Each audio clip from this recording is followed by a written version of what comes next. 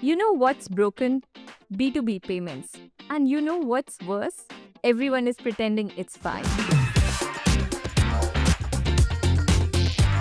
Hi Nupur, I'm excited to have this conversation with you today. To start off with, I wanted to understand what's the main pain point that you went through that led you to build Octa?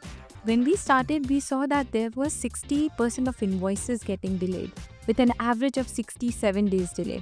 And only 10% SMEs have access to credit. So that was a big pain point for us to see that it was not just delay, it was a chaos. The tech stack was fully fragmented and 140 plus hours was wasted by finance to just chase these payments.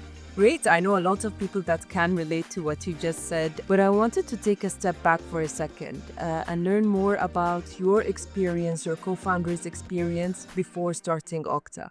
Previous to that, I was actually working in Kareem Pay. I was leading product and operations for them. And John, my co-founder, he actually sold his previous company to Kareem. So we both were working together in Kareem for 15 months. And that's where we saw this pain point happening in the company, where a lot of suppliers' payments are actually delayed. The finance team was actually patching up through different workflows, spreadsheets, and email threads, which was not a solution. And we thought that why actually getting a payment for an invoice is so hard. We started talking to multiple operators and we realized that this chaos actually exists across industries. That's where we decided to actually start Octa. Amazing, and I'm sure ever since you launched, you've seen how customers have been reacting to such a product and you having that back and forth conversation to get the customers' feedback. What steps have you taken to add a layer or additional feature for those customers and continue developing the product itself?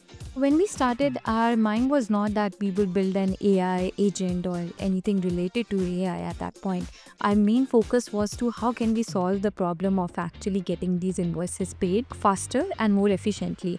And that's where we started seeing that there was a trend when a lot of finance team work was going on the manual processes which they used to do. We spent like literally days with finance team to just understand their day-to-day activities. And from there, we realized that the AI agent module is actually can help them to automate their entire process. Now we have multiple AI agents doing different tasks. So it's like a combination of full finance team working in the backend without any human resource. What advice would you give founders out there that are looking to start their business? I think I'll mention three things to them. First, they should start listening more about the pain points they feel or people around them are actually facing it. Because if it's really frustrating you, that's where you can actually start thinking about the solution about it. Second, I will say not to chase big ideas, because at the end you are trying to solve a pain point which can only happen if you start thinking about a solution which you are ready to pay for it is when someone else will be paying for it. And finally, I think the idea which they should keep in mind is that they should have a strong conviction about it. Everyone has that inner voice inside them where they really believe that something will work, because see, building a business is really hard. So you should have that strong conviction that this is the main pain point and there is a solution out there. Then only you can actually go ahead and start the business.